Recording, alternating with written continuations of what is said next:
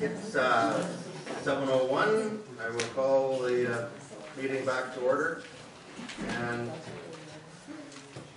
we have a rise in the report item to start off with.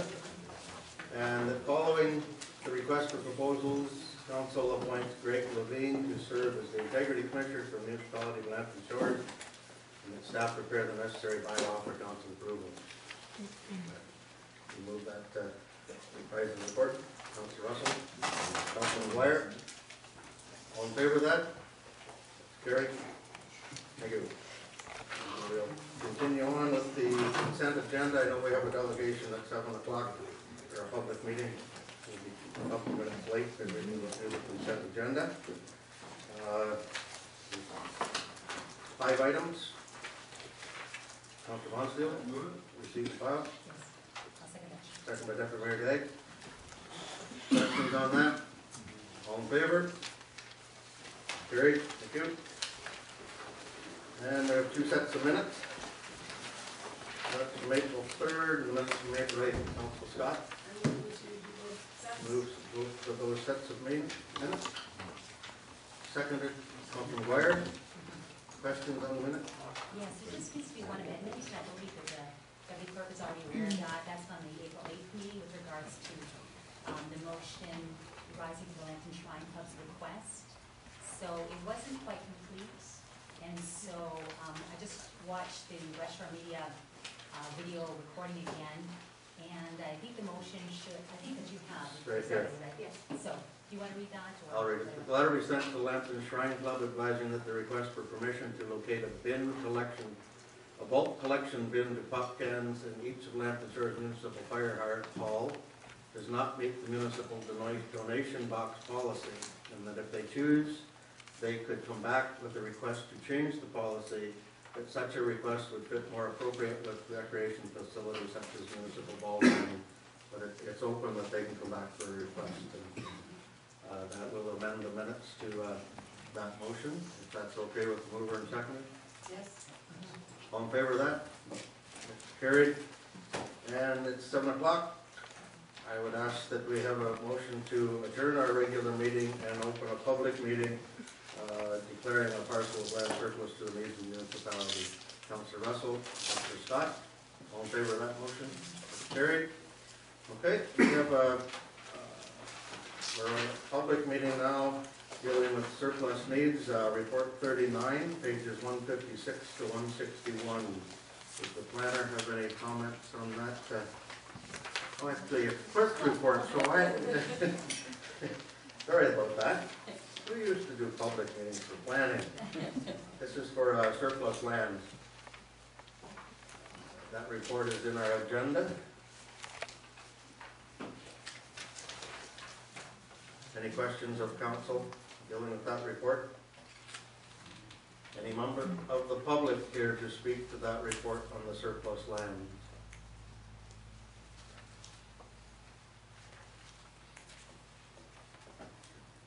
Did you receive any correspondence regarding that notice for that on the public land? Seeing no questions from the public, motion to close the public meeting. Councilor Russell and Councilor Scott, that the public meeting be closed. All in favor of that? That's carried. We can deal with that report down through as we go through the agenda. Correspondence and petition 7.1. There's a planning report number 22 that deals with issues contained in this. Council like to deal with this. Councilor Russell? Receive and file. Second by Councilor Cook. Well, yes, for discussion. I was wondering if maybe we could have the letter referred to staff and maybe we could provide an answer back correctly. Just receive and refer to staff for, okay? Okay. All in favor of that? That is carried. Thank you. 8.1. It's another set of minutes on page 55. Dr. Mayor Day. Yes, Receive and file those minutes. Councillor Scott, seconded. Any questions on this one? All in favor of that? Carried. On page 57 is the planning report. And this is for a revised draft approval plan for the subdivision MT Johnstone Construction Limited. There's a recommendation on page 57 of the agenda. Councillor Russell? Do we accept the recommendation that the last date be extended and the appropriate, mayor and clerk sign the appropriate documentation? Okay, move that the recommendation is signed. Councillor McGuire seconded that. Questions? Councillor Day? Yes, I'm just through you to Patty, it's a planner. Just wondering if sometimes our tendency to extend these agreements will actually be abused in some cases. Is there ever a time that you would put financial cost to an additional extension as people get into second or third extensions on these agreements? Because it can tie up, sewage capacity, it can tie up various things which prevent other people from taking advantage of it if they're really not in a state that they can move forward with projects. Well, I think that Mr. Johnstone did do the first phase of this development. He just hasn't been in a position to proceed with the second. Certainly, all the engineering's done for the development, so it's not like he's just left it. He has done work on it. I just think he got involved in other projects in other municipalities, just hasn't gotten back to this one. I know he's also interested in selling the property, there's no doubt about that, there's a sale there, but I think at this point, it certainly represents a reasonable development of the lands, and I don't really see any issues with extending the draft approval. Perhaps next time around, if council so wishes, we can do something different, but I don't see any grounds for not extending it. Councillor Russell? Well, I'll be more specific. Are there any provisions under the Planning Act to do what the deputy mayor's even asking? Council can always withdraw draft approval, that's why I have to bring it forward for you to extend it. Yes. Or apply any kind of charges to it and things like that. Well, we do charge for this to be brought, there is a fee for them to apply for a draft extension. So it does cover staff time. A fee, your fee would have to be justified some, but I'm not sure what kind of fees you're speaking of, but.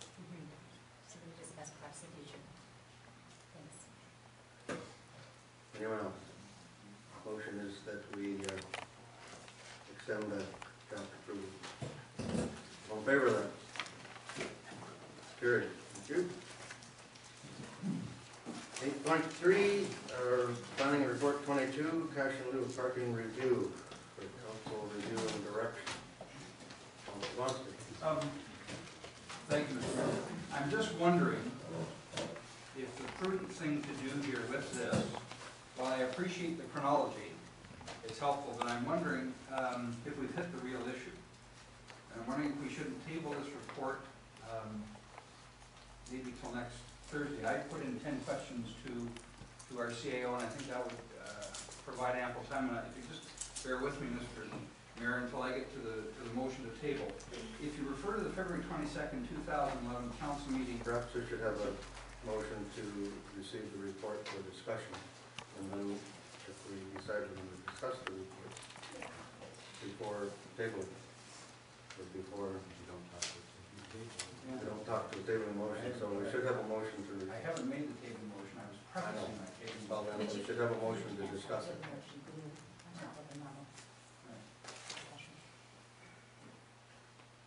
Councillor Russell, I'll make a motion to receive the report for discussion. second by Councillor Scott. And now I'll make my table. Well, we can discuss it after you make your comments. and then- Good All in then? favor of that? Okay, Right, we're good now, right? right. Okay. So if we go back to those minutes, and I think we as a planner listed a precedent. Minutes clearly indicate planner Patty Richardson had provided information to council on other municipalities where the downtown properties were exempt from the payment of cash in lieu as a means of encouraging the downtowns to flourish. In Grand Bend, the municipality made a significant investment in the Main Street area, which is being a catalyst for private reinvestment and development, and waiving the requirement for cash in lieu would further assist the redevelopment process. Ms. Richardson noted that all the main streets in Lambton Shores have similar characteristics